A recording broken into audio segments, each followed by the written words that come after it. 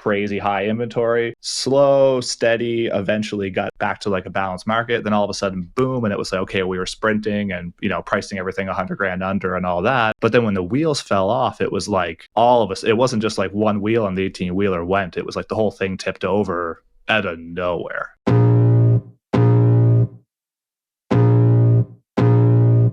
Welcome to the Tom Storey Show with Steve Karrasch and Tom Storey, where we discuss everything real estate or whatever else is on our minds.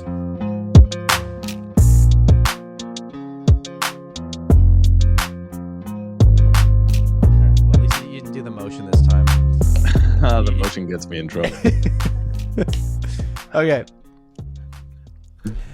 Welcome back, everybody, to another edition of the Tom Storey Show. This is your Sunday weekly real estate roundup podcast, and I want to thank you for being back here. This is also officially the start of season 2.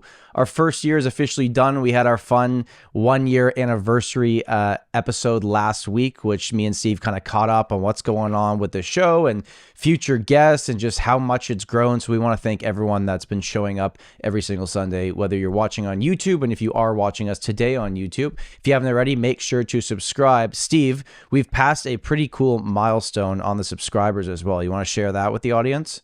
Yeah, man, we're over 2,000. We basically did it on our birthday almost. So yeah, it's fun to see it grow. I thought I was going to actually see the number, but I think I was sleeping when it actually ticked over. So.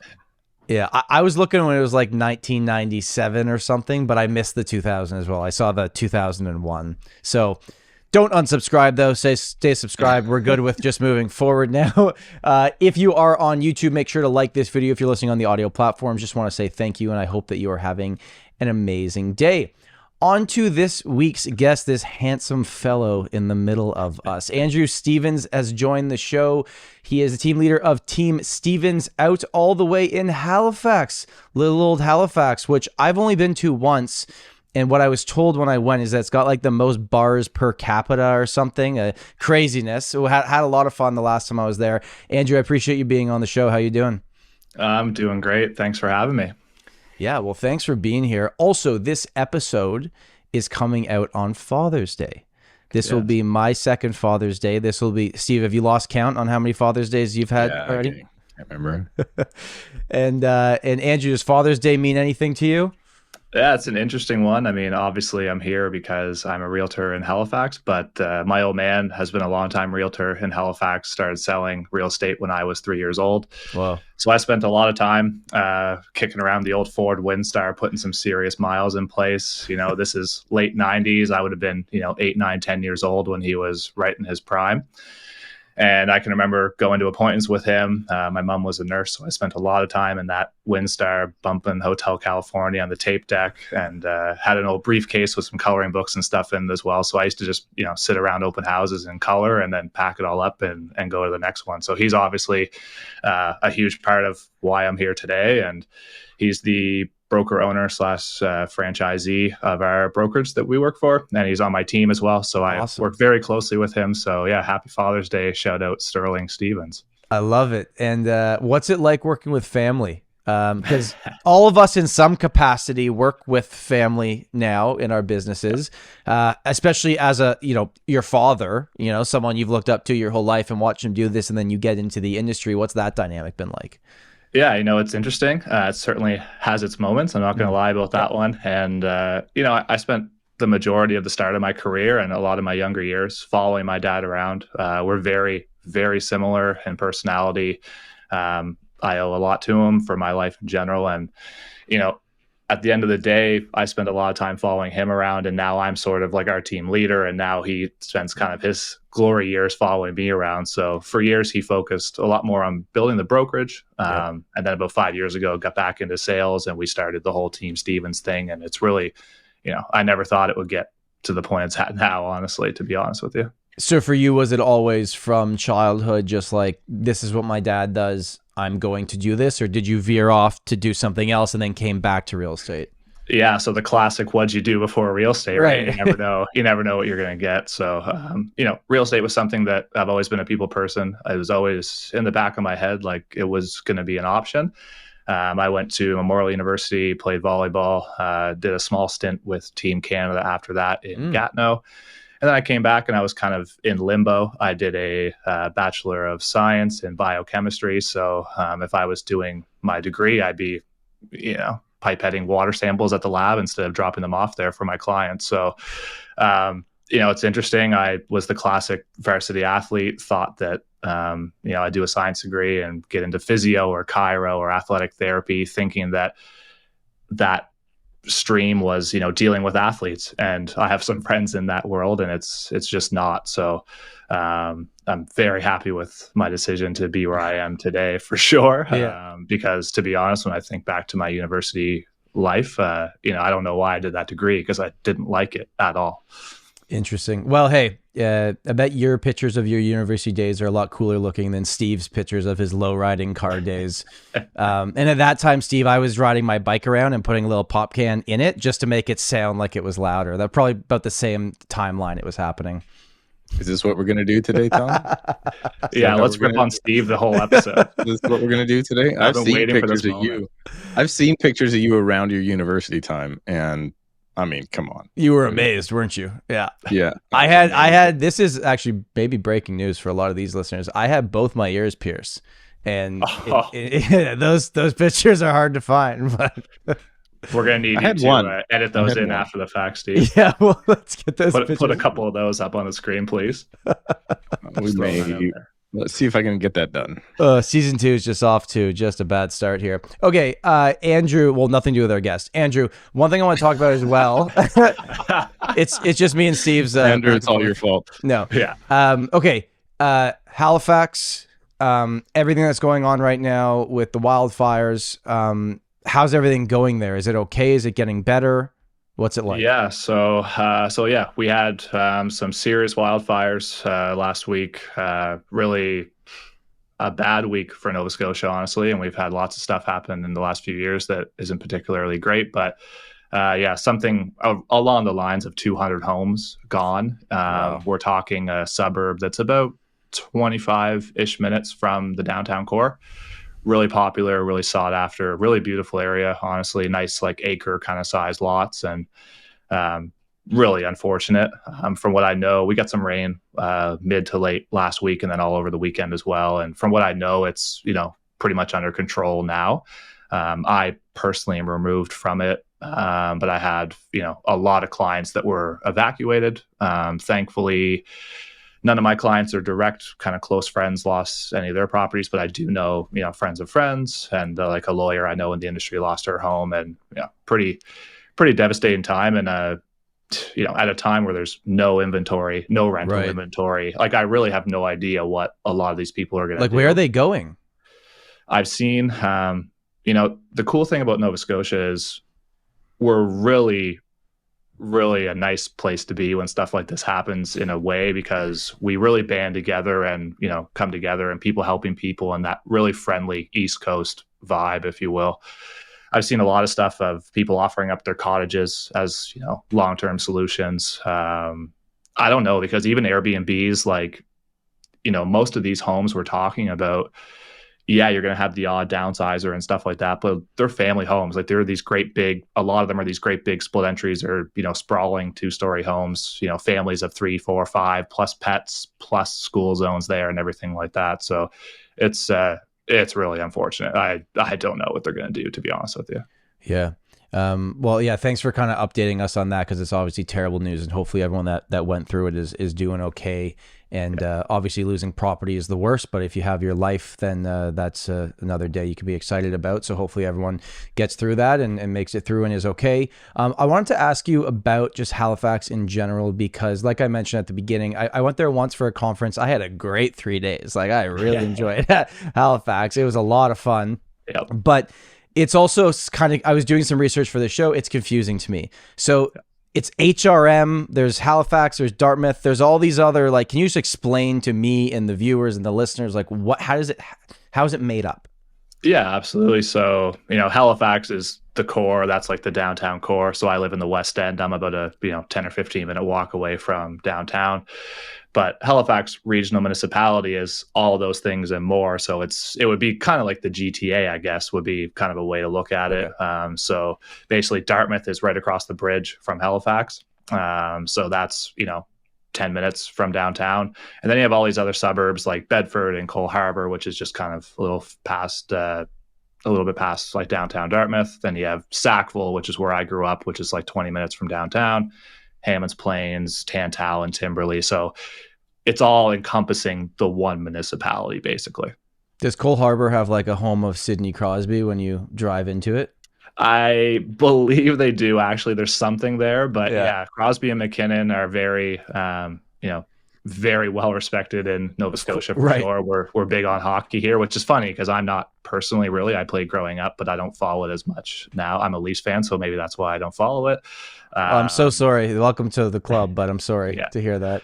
And then, Brad Marchand's family actually is a really big home builder and developer here. Oh, they really? build like somewhere around 120 or 130 homes a year. So I know them quite well, and we've done a lot of deals together. So there's a lot of, it's pretty tight knit here, honestly. Like it doesn't take long to make a connection on the East Coast. Crazy how many like huge hockey names came out of there. Like, and not just like guys that made the NHL, but guys that are like really, really good. That's it. There's something in the water, right? Absolutely. And you're like super tall, so there's something going on there. Exactly. Okay, something that we need to discuss that me and Steve didn't talk about on last week's episode, and I know it's tiring, but let's do it again, okay? Bank of Canada increased interest rates again, and I was surprised. I know Steve's not surprised, and he was right, yada, yada, let's move on with our lives. But they went up by 0.25. Overnight rate is at 4.75 now. This was the June hike. Now it's looking like, for me, it's like, okay, they're going to do another 0.25 in July. But now that I say that, they're probably not going to do it because I'm always just wrong with my predictions. Andrew, I wanted to get your perspective on, is this going to change the market? What's happening here? Was this needed? Is this too much? How are you feeling and how are your clients feeling about this? Yeah, I mean, I haven't had a lot of like super detailed discussions yet with clients. I've talked loosely with a couple, but I think quarter point, is it really going to make that big of a difference? No, in my opinion. I think if anything, it changes the consumer confidence a little bit, which was really starting to gain traction here over the last few months. Our market's been just consistently getting busier each month, more listings, more buyers in the market. But the reality is most of the deals I'm doing right now, we're in a competing offer situation, seeing 6, 7, 8, 10, even 12 offers, sometimes even 20 depending on how aggressively it's listed. So I think even if it ruins the consumer confidence and you have a third of the buyers drop out, well, I'm still facing multiple offers. So I don't think it's going to change that much. Was I, surprised that happened? Yeah, maybe a little bit. Was I shocked? No, definitely not. I've been watching Nolans videos a lot lately, since I kind of met him on a Zoom call a few months ago. And I enjoyed watching his this morning when he was just like, yeah, I was wrong about that one. And I think that's the big lesson here is, we can't really expect what they're going to do because they've just proven time and time again that they're going to, we're going to pause interest rate hikes. Then all of a sudden they're doing it again. And let's face it, a lot of economists across the country didn't think they were going to raise them. So how am I supposed to know what's going to happen? Right? But who did think they were going to raise them was 100% certain after it happened. All the YouTube comments said, of course they did. What do you mean you're surprised? Come on. Absolutely. Oh my God. Steve, how are you feeling about this? I mean, I guess after the inflation report comes out, you kind of can't. And then the first quarter, you can't really not do it. It was my estimation, right? You got to get going. You got to do something. I actually think it's a really smart move, and they're not going to sit and wait for it to get worse. I think it signals to everybody, hey, guys, let's calm it down. Here's the problem. Nobody's calming it down. Right. Nobody's calming it down. Everybody's still spending. And so I put out something on my Instagram. I was like, why does everybody pretend like this quarter point is a world changer when we had like multiple quarter points last year, half points, full points, 3/4 points. We had everything last year. Why is this the one? And I mean, legitimately, the response was generally, at some point, the straw is going to break the camel's back, right? So that's probably where I think there's a lot of people that could start to get in trouble. Obviously, if this continues, there are some people, Tom, I don't know if you've ever heard of them, but they have these things called variable rate mortgages. I don't know why they would ever get into them, but there are a lot of those. You're coming after and me, you know what? Here's coming after both of us. Yeah. I was actually talking to my wife about this this morning, and it's like, I don't know if it's because everybody just got cocky with interest rates, possibility. Nobody's lived it before, because the last time something like this happened was the early 80s and then a bit in the 90s. Or if my experience right now is every single one of my buyers, for the most part, except for maybe one, is new to Canada, is a PR and not a Canadian citizen. So they won't necessarily have the same thought pattern. So when they come here, it's often like, maybe I was advised this, so this is the way it goes in Canada, so I'm going to get into a variable. But I mean, when I grew up back in, 500 years ago, Tom, it was like, lock in for get your secure rate. Rates could go up. And that's what I've always done. So now I think there's so many more people that could be opened up to variable rate risk, when traditionally Canadians always took that 5-year locked in money. Yeah. But yeah, I still look back and I go, from the variables that I've had over the last 10 years, I'm still winning. It's hurting the last 18 months, but I'm winning over a 10-year time horizon. I am. Look at the money I didn't pay previously based on the difference, right? But it's obviously the extreme right now. And something I thought was really interesting is, Andrew, I watched Nolan's video as well. I put out a video about it. And it's funny, you said shocked, not surprised, which is like, you can tell we all think the same way. I did live news on CP24, and that's literally how I started. She's like, are you surprised? I'm like, I'm not shocked, but I'm not surprised, because that's kind of how I feel about it. And what was interesting is that the response to the comments in Nolan's video, the comments in my video, was a lot of people being like, yes, this is great. Let's crumble this thing. Let's get this to the ground. Rates to 15%. Let's keep this going. But then what was interesting is the interview that I did on CP24, they posted that on their YouTube channel. And that video got more views than mine and Nolan's combined, probably, right? Because they're a massive news network.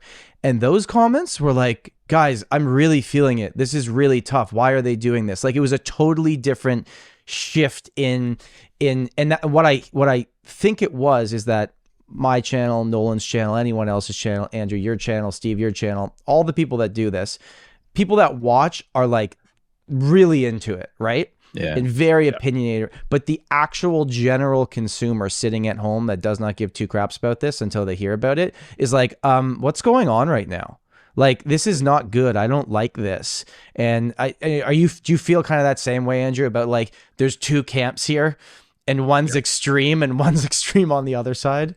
Oh yeah, I've got some serial commenters on my YouTube channel, and some of them I respond to, and they're not all like abrasive with it or anything like that. You get the odd one, or I'm sure Steve, you get way more. But the thing is, like with your following, I mean, not you specifically, but I mean, the reality is, if you're not buying and you're not selling, and you're in a fixed term rate for another like 3 years, well, who cares? You don't have to worry about it right now, right? And I think from a general perspective, Steve, that video you made that like blew right up like a year ago about, it was like 35% of Canadians are going to lose their house or whatever, right? Most people don't know what it means. And that's the reality. If you don't work in finance, if you're not in tune with, any kind of stock market or real estate market or anything like that, you're not really tuned into what's happening, and you're not really paying attention. And that's okay if it doesn't really affect you, but nowadays it is affecting a lot of people whose mortgages are going to come up, right? So that's I think kind of the next step in this process is like, what happens when all these mortgages start renewing? We're not the States. We don't have that 30-year lock-in rate. So what happens when all these mortgages start renewing and all these people are going to be paying, an extra $1,000 a month or whatever? And let's face it, that's already been happening, but it's only coming more and more down the pipeline. And really over the next 2 or 3 years, it's going to be happening a lot.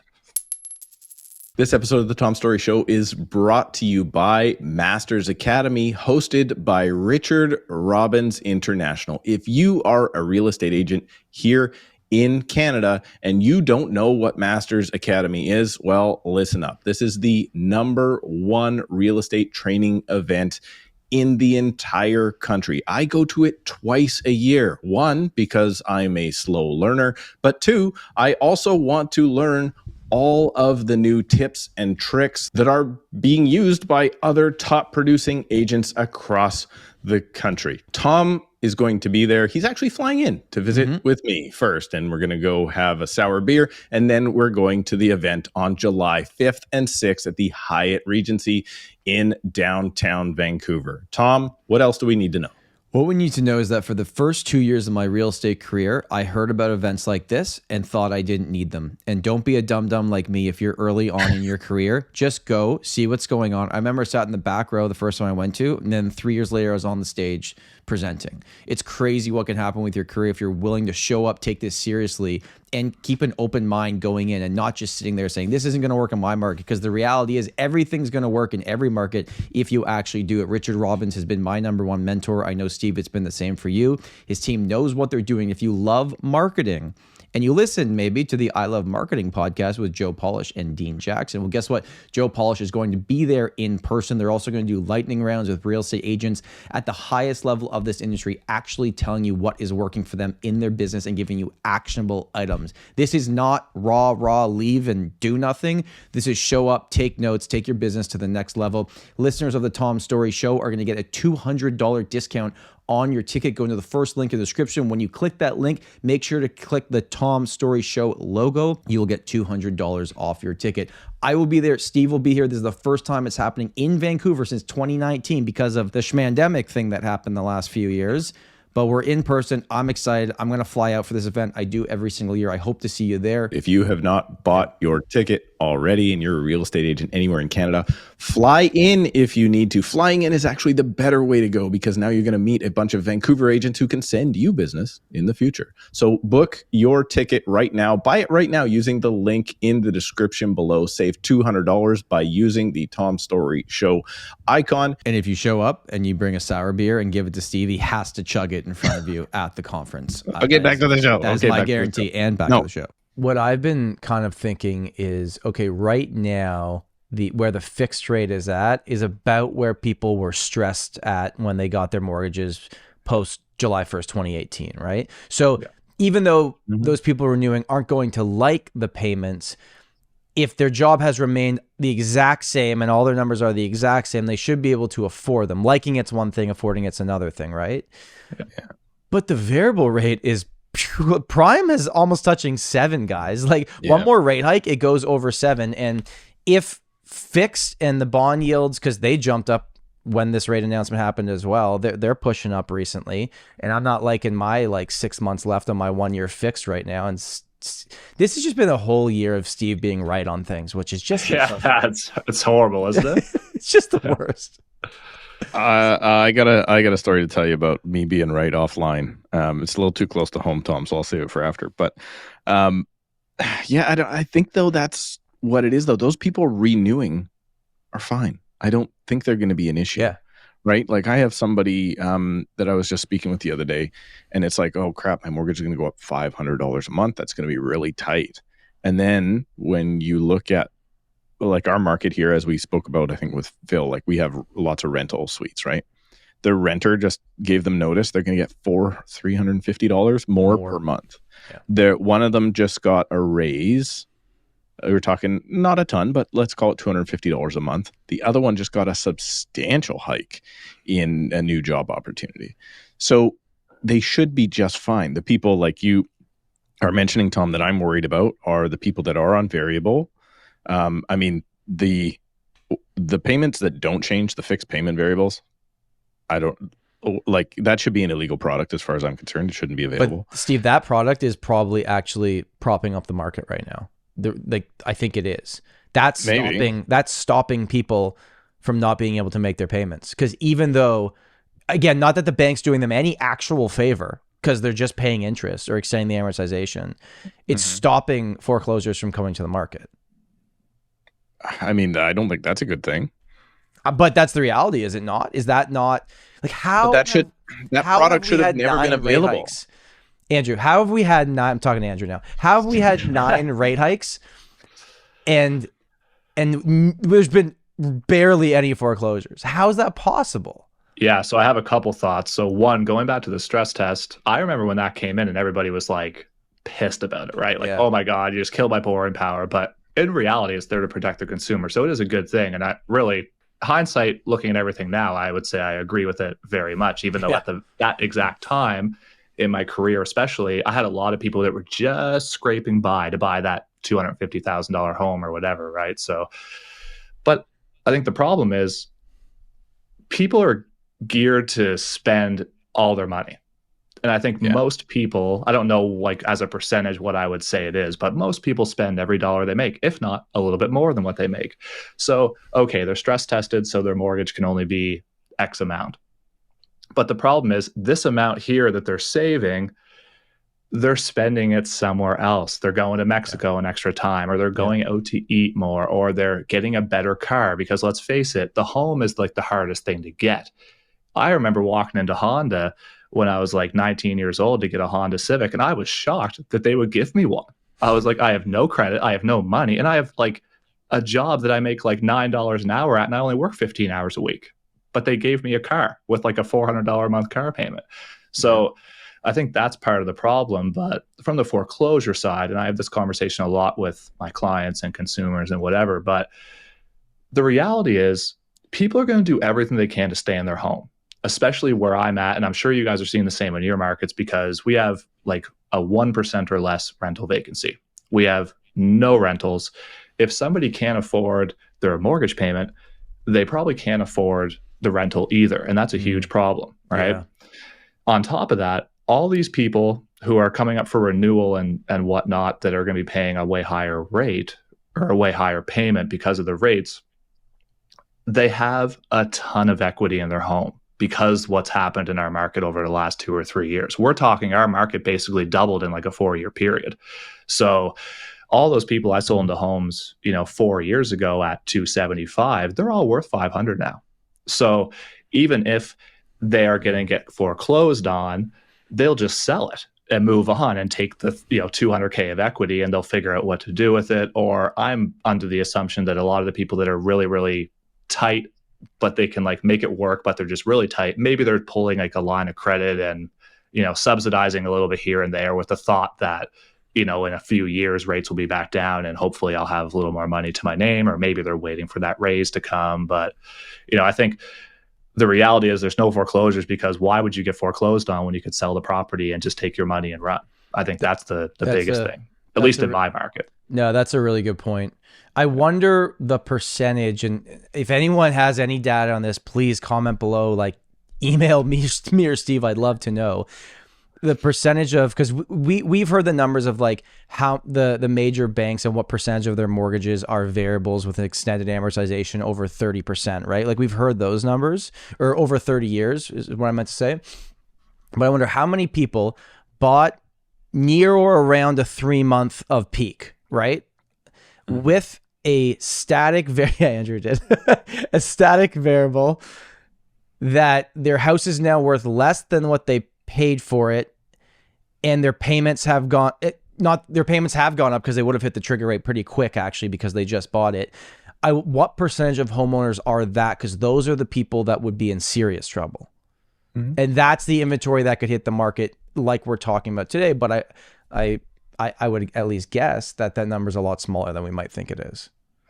I did like an investment property I bought in 2021. It took me about 8 or 9 months to get it all renovated. I did, the Burr method, classic. Yeah. So I pulled a variable rate when I bought it in 2021, knowing I was going to refinance it as soon as I did the reno. So I did this like huge reno. It was like $250,000 and refinanced it after the fact, side by side, great area. And I refinanced it in February. Now, that was February last year, for the record. So you want to talk about stupid. Refinanced it on a fixed or variable? No, variable. And then, of course, I hit my trigger rate. And the problem was, I knew rates were going to go up.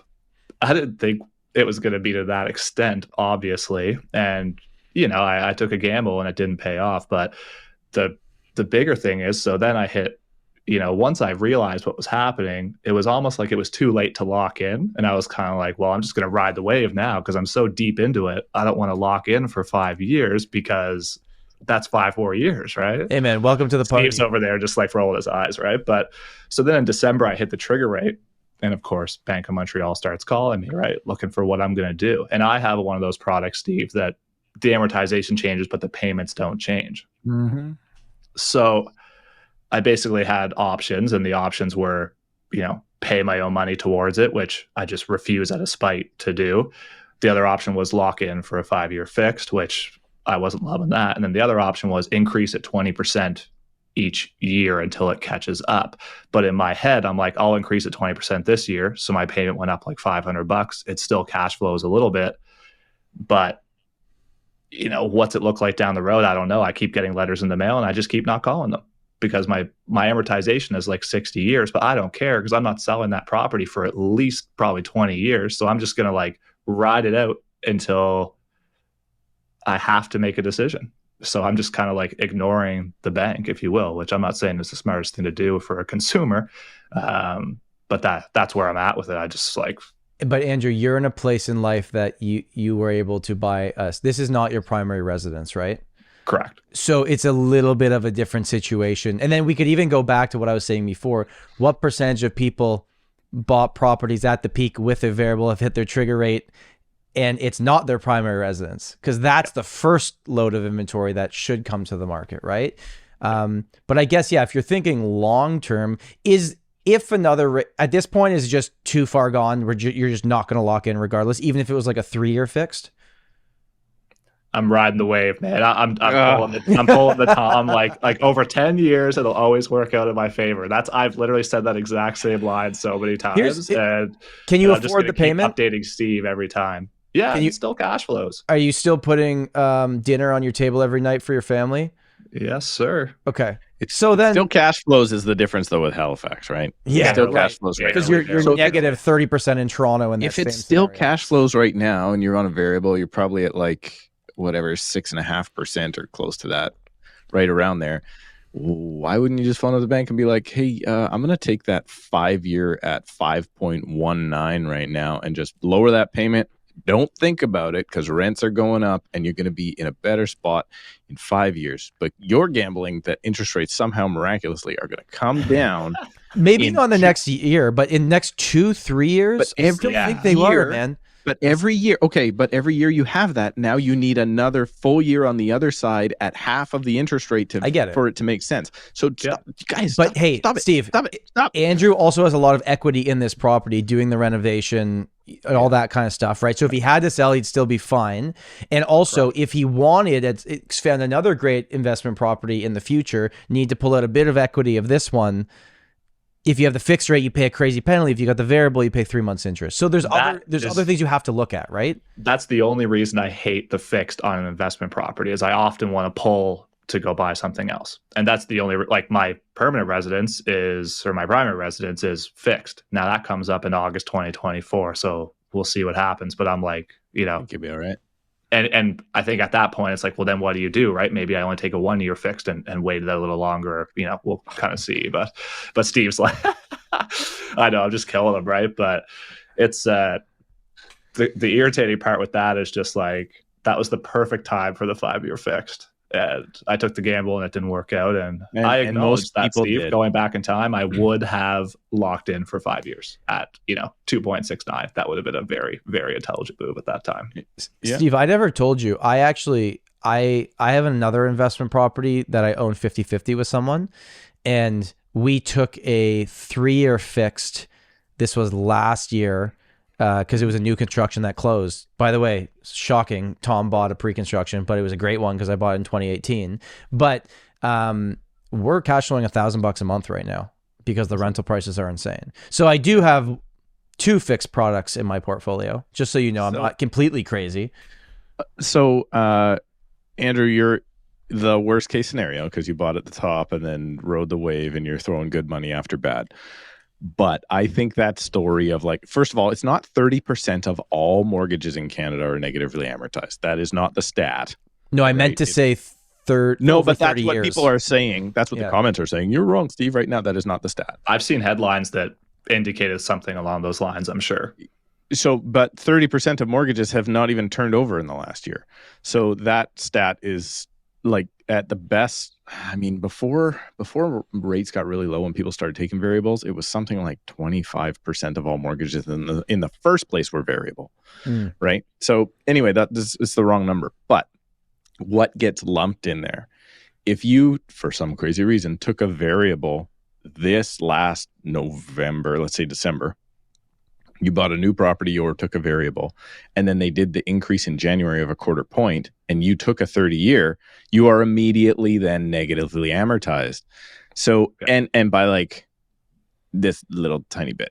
So they're all in there in the same bucket that Andrew is right now. And now, Andrew, you're going to be fine. You know what you're doing. Well, that's debatable, but I'm sure you have your strategy and you're in the market and your strategy is different than mine. But there are a ton of people now that have done the same thing of you that have not been paying attention. Yeah. And 100%. I think, and those people that thankfully maybe went with Scotia and their payments have increased, or maybe like a First National and their payments have increased, those people are feeling the pain and they're going, okay, we got to start dealing with this. The people at TD, BMO, RBC, and what's the other one? Oh, the other one I hate. I'm not even going to talk about them. They're all in that fixed payment. And those people, I think they're in trouble. Because here's my question for you guys. And I would love to know what's happening because I would never put myself in this situation.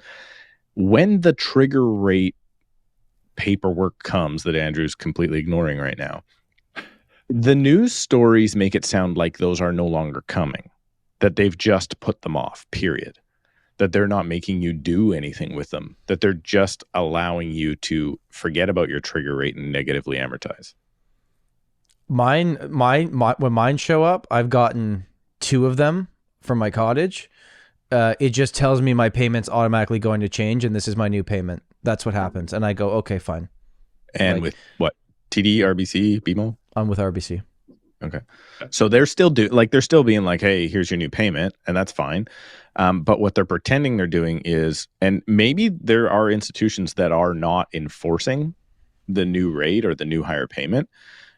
But if they are, then hey, here's your new higher payment, and you're back usually within some sort of decent amortization. Or is it that not happening? I talked to someone in my office, shout out Mike. We'll have him as a guest in the future, so I don't want to tell too much yet. But he was saying that he has this on one of his properties, and they were calling him and said that based on the structure of the mortgage, he wasn't even allowed to increase his payment, and that the amortization was just going to push. And then when the mortgage was up, the difference he could do a lump sum, or potentially they would add it on to the total mortgage. Like, so there's all these things happening. There's all these different banks are doing it different ways depending on where you're getting your money from. So that's a bad product.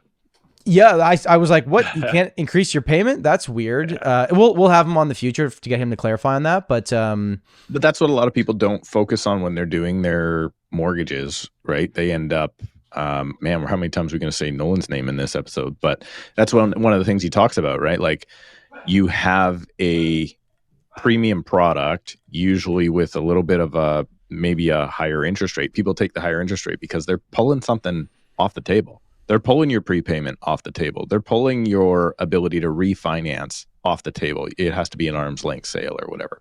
Right. You can't just look at rate as being the most important thing. There's so much, just like price when you buy a property is not usually the most important thing for most people. Most people want to get the school district for their kids or get into the market or downsize or get rid of the stairs or whatever they want to do, right? It's not just about the price. And that is something that the people in the comments will not like. Well, it's about the monthly payment until your monthly usually payment changes. About the monthly payment. Yeah. But getting back to the cars that Andrew was talking about, like, think about, I just drive down the street now. And first of all, way more cars. Tom, you've been to my neighborhood. Way more cars parked on the street. So that means way more basement suites going in. Way more maybe bigger families coming from other areas, right? But my goodness, if there aren't $80,000 and $100,000 vehicles just parked on the street everywhere. Those are leases, baby. Those are leases. They could be leases. They could be whatever. But in my mind, I'm like, listen, a place to live, 2-bed, 2-bath condo, $550,000. How outrageous. But you're driving a $120,000 vehicle that is devaluing, and you're like, the payments on that are $1,250 a month or something like that, right? So to me, that but my friends think I'm cool, Steve. Tom, I don't get the car thing, honestly. I don't have a cool car. I don't have a cool car anymore. I don't have any friends, so this is perfect. That's maybe. Yeah, I don't have any friends, so I don't need a cool car. Here's where I want to take this. I'm a friend of the show now. There you go, friend of the show, Andrew. My real estate career, friend of the show. Yeah. Let's talk about rents, because one of the comments I got on my interest rate video was, "What is this going to do for the rental market?" And it was like, "Well, it's not going to be good if you're a renter, right?" No. So let's talk about what are rents doing in Halifax, Dartmouth, like those areas out there. Have they significantly increased the past 4 years, like housing prices have? This episode of the Tom Storey Show is brought to you by the Storey team at LePage Signature in Toronto, Ontario. That's Tom right there. If you are looking to buy or sell any real estate in downtown Toronto, unfortunately, my friend Tom here is probably one of your best options. I know he's young and good looking or whatever, but yeah, he is one of the best real estate agents in Toronto. So if you're looking specifically downtown, because that's where these young hipster type kids like to buy and sell their condos, this is the guy that you should probably be in touch with. But Tom, you also do sell other types of properties, correct? Like if I had, I don't know, a single family home in the city of Toronto, would you take my listing? Yeah, that's probably about. All right. I don't need you to keep. No. This is my commercial read. If I had a semi-detached, would that work? We certainly do that. Yes. All right. And if I wanted to buy a property, you would help me with that. Certainly. All right. And then if that was the case, and I wanted to reach out to you, how would I do it? What you would do, Stephen, is you would go into the first link in the description, and there's going to be a link to book a call with me and my team, and you can click it and you can book a call with us at a time that works for you. Now, I don't want to ignore the other half of our audience, which is real estate agents. So in the event that you are a real estate agent outside of Toronto, or maybe you are a realtor in Toronto and you just don't want the work, Tom would also love your referrals. So you can reach out to Tom right now by using the link in the description below and booking a call with him at a time that works best for you. Now, Tom, there's one more thing we need to say before this is over. What's that? This communication is not intended to cause or induce breach of any agency. No, I screwed that up. Oh, I was so close. This communication is not intended to cause or induce breach of any. You said induce breach. Induced. This communication is not intended to cause or induce breach, there we go, of any existing agency agreement. And now back to the show. Oh yeah, you better believe it. Well, we put a rent cap in place over the pandemic, like right at the start of the pandemic. So that's new. When state of emergency was declared at the start of the pandemic, they put a rent cap in place and they basically banned rent evictions for a time being, whatever. The rent cap was 2%. So for the first 2 years of the rent cap, we had a rent cap of 2%, and our rent increased on average across the province. I think it was almost 50%. It was like 48%. So you want to talk about do rent caps work? Well, there's your answer, right? So they just announced not long ago that it's changing to 5%. I think that's starting in January that it's going to change to 5%. But, our rents have skyrocketed. We're talking like around the corner from me. We have a ton of development going on in Halifax, Dartmouth, all the surrounding areas, all throughout HRM. Like to give you an idea, 15-minute walk to downtown Halifax, and within, couple kilometers radius of my place, there's probably 36 cranes up, like right around me. And I think, the problem is we have a shortage, obviously, no rental vacancy, and all these new buildings going up are, filling a bit of a void, but it's not really what we need. We need more affordable units, and that's the big problem. And developers don't want to do it because, let's face it, they're investing with their own private money. and why would they? They're giving them want no to not incentive. make as much. Yeah, and the incentives they're giving are not enough, right? I think there's a lot of factors that led to this in our area.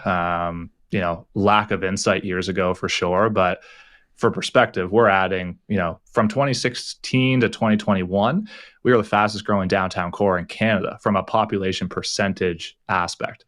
And then last year, we were second highest, only behind Moncton, New Brunswick, which I have no idea how that happened. But anyway. Is that because there's a bar every other yeah, that's a part of it. Look, we have Halifax, I think, has now been discovered. And that's something that I talk about a lot, on my videos and in my market and with consumers and other professionals is, during the pandemic, the sentiment here in Nova Scotia is that you guys killed our real estate market. Basically, you guys ruined it for everybody. Hey, it wasn't just you guys. We ruined everybody's market. Okay. Yeah. Okay. Well, that's the thing, just to be clear. So the pandemic allowed people to work from home. People started flocking here. Like, to give you an idea, in 2021, I had something like 22 or 23 buyer deals that were people coming from Ontario and out west. Wow. And that was out of like 70 deals that year for me personally. And probably about 40 of those were listings. And of those 40 listings, probably half of them sold to people from Ontario as well. So it was a humongous part of our business, right? I was showing more houses virtually with my iPhone than I was in person throughout those couple of years. But, we have incredible coastlines, honestly, some of the most beautiful in the world. What you can get on these ocean coastlines for, $700,000-800,000 is mind-blowing.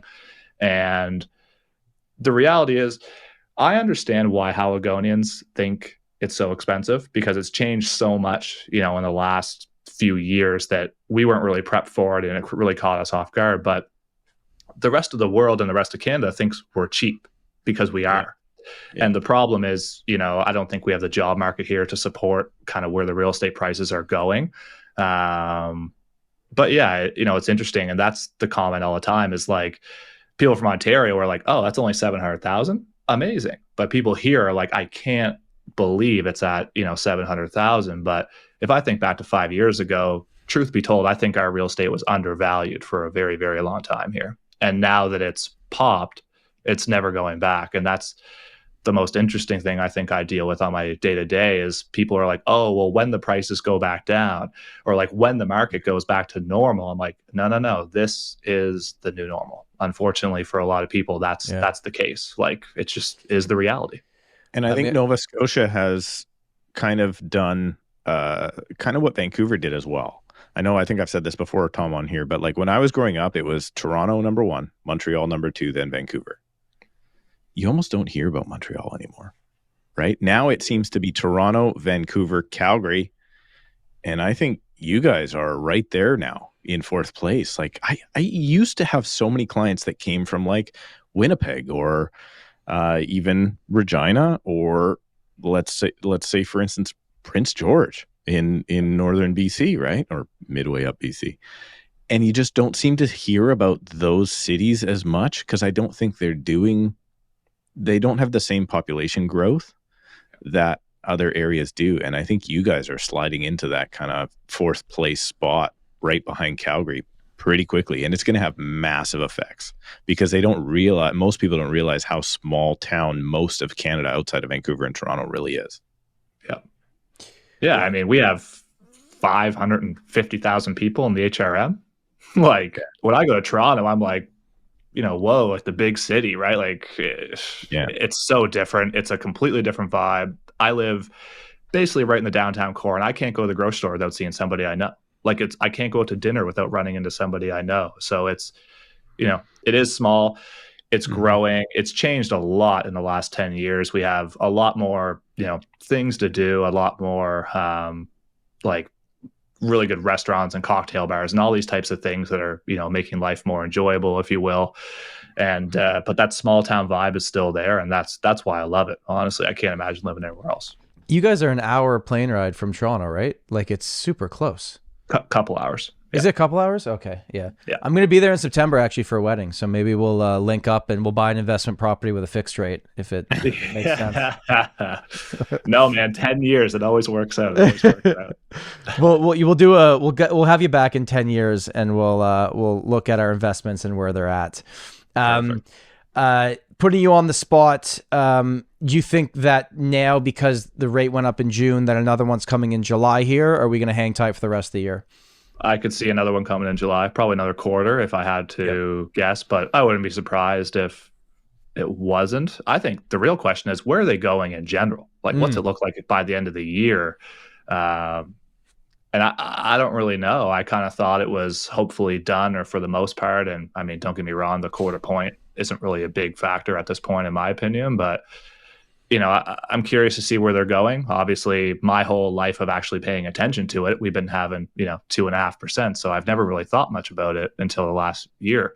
So yeah, I don't really know. Like, do we think we're going to 7 or 8? Like, is that is that on the horizon? Like 8%? I don't know. I think that would be very, very troublesome. I think that would be very, very bad for everything. And a lot of people would love if that happened, right? So I understand both sides of the argument. Steve, you think we're going to get to 5 here, overnight right to 5, and then they'll hang tight till the end of the year? I think at some point this year we'll get to 5. I'm interested to see how the inflation numbers keep coming out, because I think that's their number one indicator, right? And there's a lot of people that seem to come to the consensus that you're not going to get inflation under control until you hit 2% over inflation. Right. So if that's the case, we're talking 6.5, and then that's obviously going to put us right back into a spot where things aren't great. You'll see prices come back down again. But I just can't get over the fact, like, I'm not only now seeing PRs, I'm starting to see foreign worker exemptions for the foreign buyer ban thing, the foreign buyer tax exemptions, all of that stuff. We're starting to see those people come in because big tech companies are totally fine planting their workers in our time zone because they're lining up with California. So we're seeing these people coming into the marketplace, big salaries, and they're like, almost no one I'm working with is a Canadian citizen. Almost no one on the buying sides. Interesting. So it's crazy, like just the amount of people, and I've never had that before. Like, it was never up until 2021. I don't think I ever worked with a permanent resident once ever. Do you think now it's mostly because of the traction you're getting on YouTube, though? It's not just a random anomaly. Like, it's because you're putting yourself out there and they're watching your videos and then moving here, right? Yeah, and it's probably also the fact that so much of my kind of database, my longtime clientele, is just frozen. Right? They're just not moving anywhere. And that's why you don't have the inventory flooding like you should. Although our inventory is coming on. What's your inventory doing right now, Andrew? So the inventory is down month over month, but we saw a lot more listings in May than we did in April. I forget the exact number, but we had an extra 150, 200 listings, something like that. So new listings were up, which is good. Yeah, new listings were up, but our inventory right now, it's sitting right around like 1.3 or 1.4 months. It's been around 2 for a lot of the last, call it 6 or 9 months. But yeah, I think it's just so much would have to happen for that needle to move. Like, I don't think, if you guys have me back as a, friend of the show, we will. In 5 years from now, I think we're going to be having a very similar conversation. To be honest, I just don't see it changing substantially. A lot of things would have to happen. Our population here is just booming. We're adding like 20,000 people just to HRM alone every year.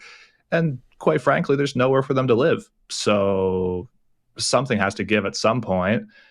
But at the same time, it's like, I don't know. I don't see it changing substantially. But one thing I do know is how quickly it changed last year when the rates started to go up was like mind bending for me, because when I started selling back in 2014, we had like 14 or 16 months worth of inventory. Like I didn't want a listing. Like, I remember sitting at the kitchen table with people and thinking to myself, I don't want this, because if I get this, I'm going to get fired in 6 months from now. But if Tom gets it, he won't sell it, and then I could be second in, and then maybe they'll listen to me, and then maybe I'll sell it, right? It's the second or third agent kind of market where you want to be the last one in, not the first. Yeah. Yeah, and then that just kind of slowly creeped over the years, and it started to come down and come down and come down, and then all of a sudden during the pandemic, it was like, boom. But what really caught me off guard last year was when it changed in April, how quickly it changed. And I remember thinking of you guys and being like, these guys have been dealing with this kind of stuff for like a long time. Like that's like and normal that it's just up, done down, it again. Down, right? So I was dealing with crazy high inventory, slow, steady, eventually got back to like a balanced market. Then all of a sudden, boom. And it was like, okay, we were sprinting and, pricing everything $100,000 under and all that. But then when the wheels fell off, it was like all of us, it wasn't just like one wheel on the 18-wheeler went. It was like the whole thing tipped over out of nowhere. And I had listings come into the market that week, and it was a lot of pissed off consumers for sure. Yeah, when it changes so quickly. And like even to start this year, the first 5 months of 2023, were you not kind of surprised how quickly it picked up again to start this year? Like I wasn't expecting that. I was expecting that even less than I was expecting the rates changing in July, or sorry, in June. Because what your month over month price growth to start 2023 must have been significant as well, right? Yeah, so we started off the year at around 520,000 in January. Last year we finished around 535, but you got to realize the first 4 months of the year we were about 585, and the last 6 months of the year we were about 490. So to start off at 520, it was like, okay, this is moving in the right direction. And then we've increased every month. April was a little bit higher than May, but overall the year to date number has increased each month. So I actually just filmed a video this morning just about how the stats are kind of skewed, because we always talk about, year to date numbers is a big, thing I talk about. Mm-hmm. But then I also break it down into month to month because it is so different now, right? So May over May, like May 2023 to May 2022, we were actually up 2.4%. But the year to date numbers were down 3.2%. This is in terms of average sale price. Right. But so in other words, as the year progresses, assuming the bottom doesn't fall out of the price where it's at right now, it's going to level out as the year goes on, because now our purchase price where we're at right now is a lot higher than it was the second half of last year. So by the time we get to the end of the year, it's going to kind of level out. And I even said that in my predictions, that at the start of the year, it's going to look real bad because we're going to be down like a lot. But it wasn't even as bad as I thought. It was only down like 6 or 7%. I thought it was going to be down like 10 or 15 to start the year. We went, our February was down. February to February was 18%.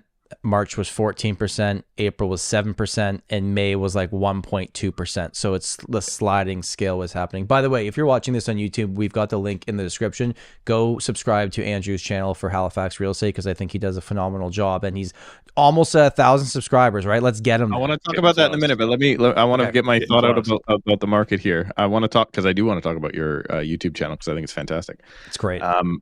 20% we went up in active listings last month. Yeah, we were 33%. So month over month, we went. No, not active. Sorry, keep talking. Yeah, this is actives, not new listings to the market, but active listings on the market. So like not like total on the market stamp in time. But that happened. That report came out 7 days before the interest rate announcement comes out. So it's gonna look at all these listings coming on. The listings were already coming on.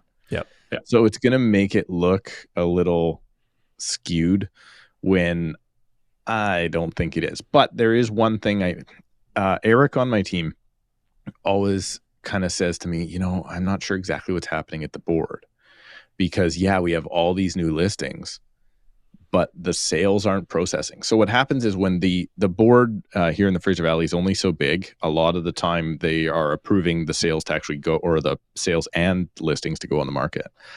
So when they only got so many people working there, when the listings are going on the market to approve them and to check over everything and whatever, that they focus on new listings when there's a large amount of listings. And then they want them on the market as fast as possible. Obviously, the sellers want their properties, but a sale, who cares if it registers or not? It can register next week. Like, who cares? Yeah. So everybody was trying to jam them on over the last little bit here, and then our sales numbers were down. But I'm going to look it up here right now, because I want to say my sales numbers month over month for the first working days of the month was like double last month. So sales just immediately skyrocketed. But is that probably last month's sales just being processed now because they have time to do it? It sounds like it. Sounds like you got to call the board and figure that out, because that could definitely change the data. Yeah, it sucks for you guys as like always having data that could be that delayed, right? So, I mean, back to the like how quickly things changed. Yeah. The thing I noticed early on in the year right away is, January is a big time for me prospecting wise. Like I just hit the video emails and the phones and texts and stuff real hard in January. I basically do all my prospecting in the first 2 months of the year and just crank it out, right? And then in my head, I'm like, good, I'm done for the year and I can just, do whatever comes my way. But like, pretty much every buyer I'm working with right now is somebody I was working with in 2021 that gave up for whatever reason. And now it's like, it was like all of a sudden when the rates started to stabilize, that consumer confidence came back so fast.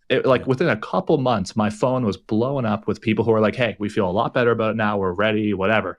And the unfortunate part, and hindsight's always 2020, but the unfortunate part is a lot of these people were talking about, nobody specific, but always like a lot of these people were talking about in 2021, like they didn't want to overpay, right? Or like even in 2022. And it's like, well, if in 2021 you didn't want to overpay, well, if you bought a house for $500,000, then you have on average $75,000 worth of equity in your property right now. So it's unfortunate that it was just like how quickly it escalated here. Nobody here could wrap their head around it.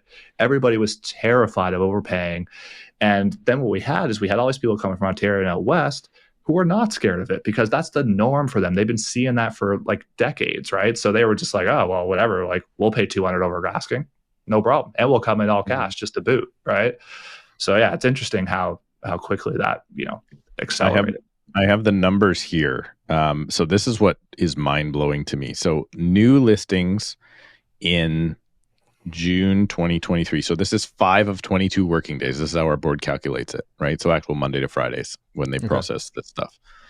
860 new listings. Last year, 762. So we're 100 difference, right? 98 difference. 98 more. Last month, 50 less. So 800. Okay. But last month there was 366 sales, right? In 5 days. Right now we're at 573. It's weird. There's something. So we're up like 200 sales over last. So it's like, is that a board reporting thing? Just when they're able to process it? Because listings are not coming on as fast and furious as they were, but now sales are registering. So is this showing that end of May was really busy, or is this showing that right now is busy? It's kind of tough to tell. So hold on, I'm missing something here. Does your office not input the sales into MLS and that's how they're processed? In Vancouver and Fraser Valley, the boards screen the information before putting everything up. Whoa. Interesting. It doesn't happen like that here either. Yeah. So that is why, like, I know Calgary boards even, I think, tougher on a lot of this stuff, where they'll like actually go through and like audit your listing to make sure the information is correct. Like you didn't put it's a 2-story with a basement. You put it's a 3-level or something. It's like just stuff like that. But yeah, we have moved. There is a push towards what they call broker load. So you can upload stuff, but the sales reports are still, the board gets a copy of the contract. They read the contract. They verify that all the information is good, that it's firm. Like it's verified good data. I think the Fraser Valley Real Estate Board has the best data in the entire the entire country, right? Because they're vetting everything as it goes, and you will get a rejected listing often. Like, hey, you missed an initial here on this page, or we didn't like the terminology you used in the data input sheet. Happens all the time. So they are, and that's one of those things where like it's not very efficient. But is it better to be efficient, or is it better to have the better data? Like we have a compliance person like that works at our board that does check all the MLS listings, but it's like delayed, right? So like you could post on a Monday, and then like maybe on Thursday you get a message being like, hey, like this is not in the right district or whatever it might be. They also, like, if you have something that shows like the firm date is say like May 15th, we have 3 business days to input the data. So if it goes to like May 19th, then they start sending you emails saying like, hey, is this amended? Is it firm? Is it not? Is it back on the market? But you need to do something about this. So like when I go to pull data for like my market updates, for example, I'm like, we use Paragon here. I don't know what you guys have, but yeah, we're in Paragon. So I basically wait until like 3 or 4 days after the first. And then at that point, it's pretty good. Like there's usually, let's say if the total number of sales like I think when I pulled them the other day for my market video, it was like 1,800 and something sales. And there was only like 18 that were still outstanding that were conditional. So like not enough to really change, the stats might waver a tiny bit, but not enough that it really matters for like a video. So like you guys report pending accepted offers as well? Yeah. So it goes pending. And then as soon as in my area, like in the HD region, Halifax, Dartmouth, so like HRM basically, then we report the sales. The sale price is reported as soon as it's firm. But then there's some other areas in Nova Scotia, even though it's the same board, but they're different regions, so they voted on it. There's some areas, like in Cape Breton, for example, they don't put the sold price up until after the closing date. Which is the better way to go. Hate. No. Way better to go. Better. Then you're always way behind in the data. You're always trying to catch up. Steve, you guys I know your argument put the price when it's firm, but you guys don't count them as a sale until it's closed. Is that what you're saying? Us, we don't have an accepted offer status. Like a conditionally sold status. Like a conditional status. Yeah, like a pending or a conditional. We should. I think there should be more statuses. There should be an active. There should be an accepted offer or some or pending. There should be a firm. And then I don't think we should report sold until the money is in my client's hands. Yeah. Personally. And I get the argument for that, for sure. Yeah. I get that. The only problem I have with it as an agent is then you're always like 60 days behind in like the data, basically, right? And the bigger thing is, if you just call agents, I bet they tell you the prices, don't they? That you cannot get a price out of an agent here.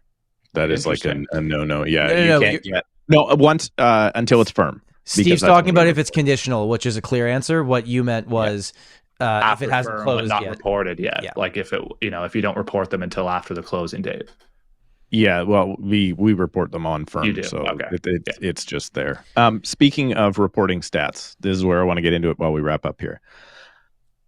Your YouTube channel is crushing. You are almost at 1,000 subscribers, which is great. Given a smaller market and all that stuff, I think your background lights are better than my background lights, which kind of pisses me off a little bit. You don't see all the ones that I tried that are sitting on the floor here. I wish I could do it all over again. Just buy the stuff I have now. I got a lot of gear here that needs to be sold on Kijiji, honestly. Return them back to Amazon. Totally. Yeah. How are you? What's your YouTube experience? What's your you're a student of the YouTube for Real Estate course, aren't you? I am indeed a student of the Real Estate course. You guys weren't kidding when you said it was going to be a slow burn. It's been a grind, and it's not always easy to find time to film a video. But now I have like a setup that's always here. I just have to turn the lights on and plug the mic in, and we talked about my 4K thing not working, but whatever. But it's been good, honestly. And it's funny. I actually kind of look forward to filming them now. And I think the thing I like the most is obviously, getting clients from it is great. And that's happening more and more frequently. I'm working with 5 or 6 people right now on the buyer side. I got a $1.25 million listing, which in my market is like a big listing, right? Yeah. The majority of the stuff we do, like average sale price is right around 560 right now. So the majority of the stuff we do is like 500, 600, 700. That would be like a pretty typical transaction for me.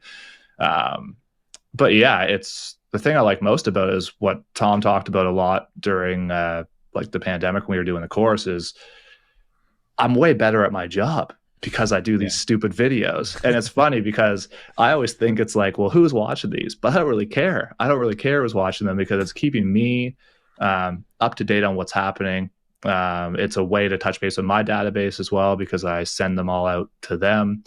And here all of a sudden, probably late in the year last year, it really started to take off in terms of the amount of Calendly, invites I was getting and stuff like that, which has been great. And, not all of them go somewhere, but a lot of them do. And in my experience so far, those clients have been really, really fun to work with because they're so on the ball with like, they know more about Halifax than I do. And they're like, I know exactly what I'm looking for and I want you to help me find it. And I'm just like, okay, that sounds pretty good to me. Like I can work with that. Right. So they're already educated. They're already pre-approved. They're already like they're just telling me what they want and I'm going out there and finding it for them. Right. So it's been really fun. And here's the thing. We want to get you to 1,000 subscribers. So anyone listening or watching this, go over to Andrew's channel, subscribe, let him know where you came from. Because Andrew, once you hit 1,000 subscribers, you, like me and Steve, can make $12 a month from AdSense. Okay. I mean, it's a pretty big deal. So you can buy me a beer when I come out in September. That's good for one draft beer at Dirty Nelly's, buddy. I've been to Dirty Nelly's. Dirty Nelly's. Ooh, sounds interesting. Oh, it's an interesting place for sure. We got lots of good bars here. Look, but the real East Coast fun is the kitchen party. That's the glory of the East Coast, is we throw the best kitchen parties around. So I'll have to listen, my birthday's in September. Okay. So is my girlfriend's. We're only 3 days apart. We've been known to throw a couple of bangers at the house for birthdays. So we'll have to coordinate that and make it work. Is a kitchen party just a party in the kitchen? Am I missing something? I'm trying to figure this out. Yeah. You like literally whenever you have people over on the East Coast, you never end up in the living room ever. It's always like you just stand around the kitchen and drink beer. And we just call those parties here. Yeah, they're Steve calls that Wednesday to Sunday. Yeah. And then you get some like friends to invite. Legit East Coast music and everything like that. So it's a good. Somebody busts out a violin or a fiddle, and you're in trouble. Yeah, but yeah, I mean the craziest thing with the YouTube stuff is like you just don't really know what's gonna hit, and I find the stuff I think is like the best idea that's gonna really take off, and this is gonna be like the one that goes viral. I get like 200 views. Yeah. And then a market update I throw together in literally 10 minutes of editing, and that flow thing on Final Cut is like the greatest invention ever. And I just literally, that's the only edit I do is just cut, flow, and add like a couple words and the little subscribe button. That'll go like for like 1,000 views. And I'm like, oh, okay, cool. Like it really, I just can't figure it out really. I'm doing better at figuring it out. But what we found is, the view ones aren't the ones that actually get you the business, right? Like if you explain the contract of purchase and sale from your board area, the people that will watch that video are like, this is my guy. Yeah. Right. That's what I find is they're looking for very in-depth information. And if you can provide it to them, you will be the one they call when the time is right. Yeah. I think I've kind of figured out the 4 buckets, right? The types of videos are either in-depth guides, like hour-long educational guides, top 5, top 10 lists. People love that, right? Market update videos would be the third one. Excuse me. Now I'm blanking on the 4th one, but those are the first 3. And then, and those are the, like announcements. Oh, sorry. The 4th one is debunking news headlines. Yeah. So that one gets you views. No one reaches out, right? The top 10, people like those. People reach out. The informative guides, they reach out, and the market updates, they reach out. So you kind of got to play the game. Tom, forms. Come on. Forms are my lifeblood of my channel here. Yeah, whatever. That's what most people say. Let's wrap this thing up. This has been a lot of fun. Steve, you got any final thoughts? No, this was way more interest rate talk that I wanted. I wanted to learn a lot more about your market, but I guess we'll have to have you back here at some point, Andrew. Friend of the show is always welcome back. Eh? I'm going to put that in my Instagram bio now as the friend of the Tom Storey Show. You're absolutely a friend of the show. For people that are watching and listening that want to connect with you or are moving out your way or know someone out your way that needs your help, what's the best place for them to go? Yeah, I guess YouTube, you can look up Andrew Stevens. I think I'll pop right up. I don't know what my username is, honestly. Or you can go to our website, teamstevens.ca, or Instagram is andrew.teamstevens. Okay, awesome. Well, thanks for being here, Andrew. This was a lot of fun. I really enjoyed this conversation. Steve, I guess thanks for being here as well. Nice to see you again. I'm committed to being here, so I don't know. Yeah. Well, thanks for showing up, Steve. I appreciate it. Problem. Thank you for listening and watching. Have an amazing day. If you haven't already, make sure to like this video, subscribe to the channel, and leave us a review on Apple Podcasts. We will see you next Sunday. Bye. Thanks, bye.